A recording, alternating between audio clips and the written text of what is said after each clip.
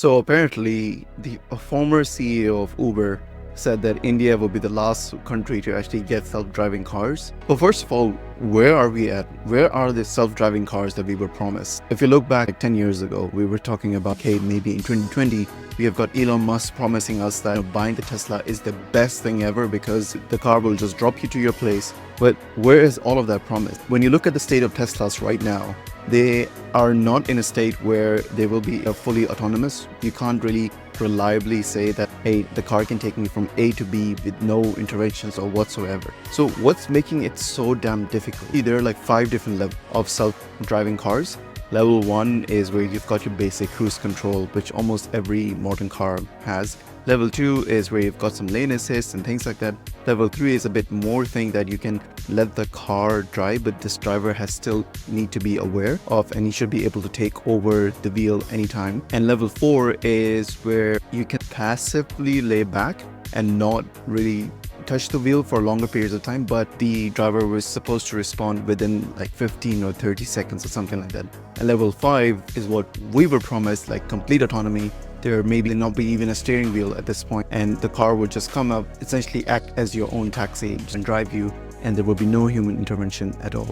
So what's the issue right now? Why is it so damn difficult? Sure, we've got these fancy cameras, we've got these fancy sensors to tell us that measure the distance between objects. We have got all those advanced machine learning, and we've got these really powerful GPUs that can create this incredibly complex and efficient model. The thing is that the most fundamental thing is that driving is not really rules-based. You can't predict every single scenario. This is where the computer actually fails. When you're driving on the road, nobody is following the rule exactly 100%. So not everyone drives on the same level on the rules, like they don't follow the rules strictly. So it's not about whether these computers or these systems be able to detect objects. That we can do very well, but it's actually reacting to those objects, and depending on the context of where these things are actually happening. Like, it depends on the location, the weather, the time, the speed, and there are like so many different tiny decisions that influence your actions on the road. So what Indian developers have actually done is they've basically flipped the script. The companies in the West, they start off like, hey, the rules on the road are the same and everybody's following it, and that's where your system needs to adapt and things like that.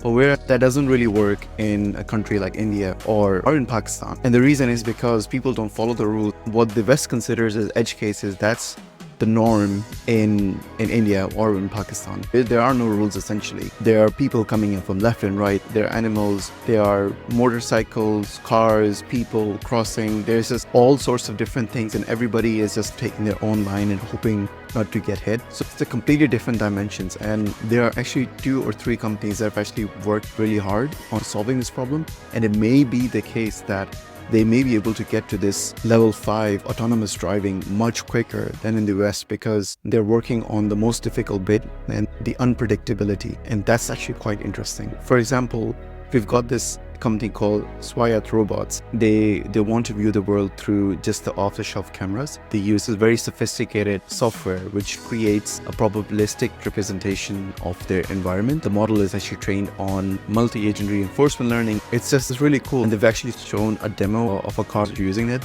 That's quite amazing.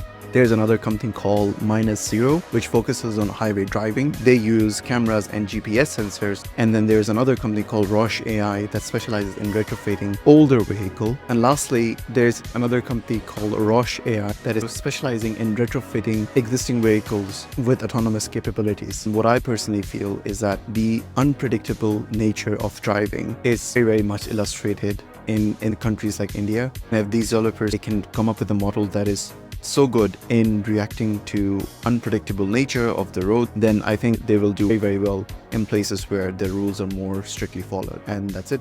Until next time.